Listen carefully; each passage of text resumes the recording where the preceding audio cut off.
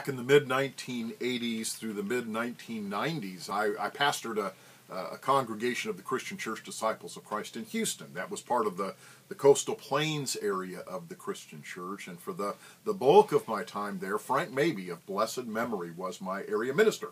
I'll never forget going in to see Frank after a discouraging weekend. I don't remember the details. I just remember that I was in a discouraged place on a Monday morning, a place ministers often wind up.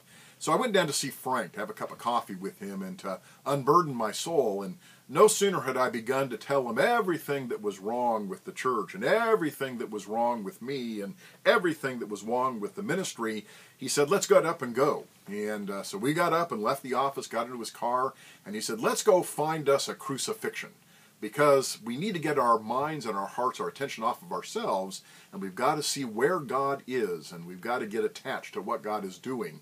He said, if we can find a crucifixion, some place where people are suffering, and do something about that today, everything will be different.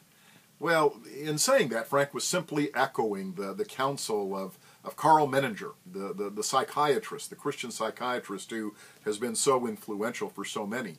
He was speaking to a group of psychologists, and during the question and answer, somebody raised their hand and said, "Can you give us some advice about the best way to treat someone who is depressed?"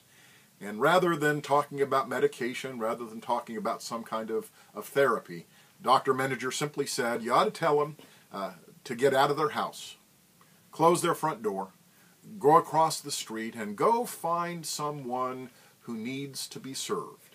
For in that serving, they will find their wholeness. That's the heart of the gospel. We find our purpose, we find our meaning, we find our peace in serving.